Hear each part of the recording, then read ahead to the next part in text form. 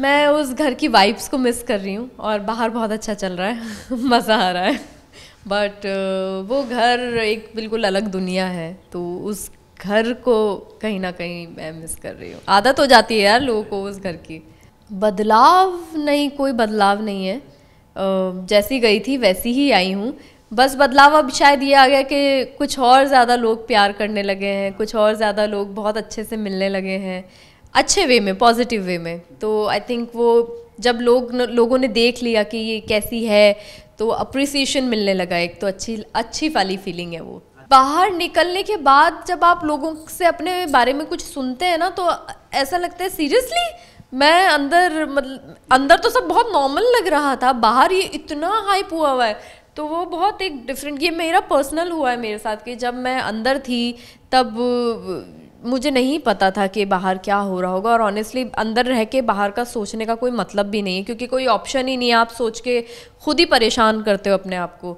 लेकिन जब मैं जिस मोमेंट पे बाहर आई और जो अप्रिसिएशन मुझे खुद टीम से मिला, तो एक वो बहुत प्यारी फीलिंग होती है, वो मैं बता भी नहीं सकती हूँ कि अपने बारे में। और ये स्पेशली सुनना कि जैसे गई थी वैसे ही आई और रियल खेला है, तो ये मेरे लिए ब्लेसिंग है। अभिषेक के अलावा फिर पूजा जी। हाँ, मुझे वो बहुत स्ट्रॉन्ग है। अभिषेक और पूजा जी साइमल्टेनियसली चल रहे हैं, बट मोस्टली मुझे चांसेस अभिषेक के लगते हैं। बट पीबी भी अगर जीतेंगी तो मुझे हैरानी नहीं होगी। और एल्विश मैं बोलूँगी, क्योंकि वाइल्ड कार्ड एंट्री इतनी स्ट्रॉन्ग बहुत कमी से होती हैं, यूजुअली वाइल्ड कार्ड्स निकल जाते हैं, तो एल्विश का मैं नाम लूँगी। मुझे उसका रीज़न पता है और मैं वो नहीं बताना चाह रही हूँ पब्लिकली कि उसने क्यों नाम लिया है, लेकिन हम लोगों में वो अंडरस्टैंडिंग हो गई है अब कि बिना बात किए मुझे उसका वो जब आएगी तो डेफिनेटली जो मैंने सोचा हुआ है वही रीज़न वो मुझे बोलने वाली है, तो मुझे बिल्कुल भी कोई प्रॉब्लम नहीं है।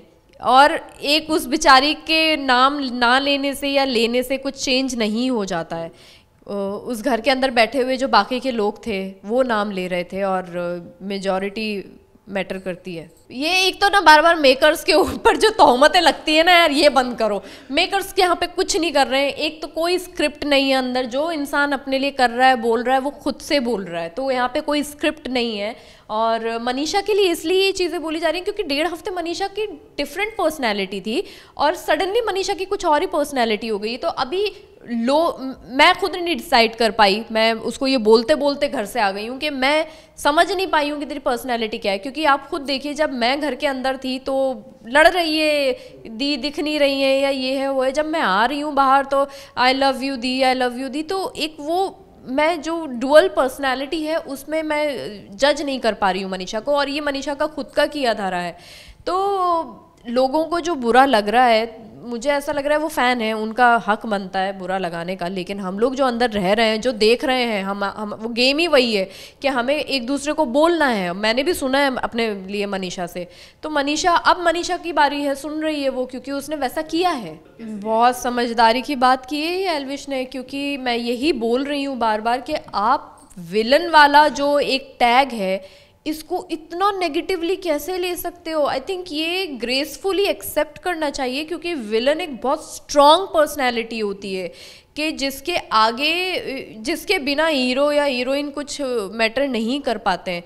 और बेबिका ने बहुत ग्रेसफुली लिया है इस चीज़ को, एक्सेप्ट किया है विलन के टैग को। हालांकि वो विलन है नहीं, उसका सिर्फ इतना दोष है बेचारे का कि वो इतनी स्ट्रेट फॉरवर्ड है, वो बोल देती है, मुंह से फोड़ देती है, गुस्से में कुछ भी निकाल देती है और वो उसके ऊपर बैकलैश करता है।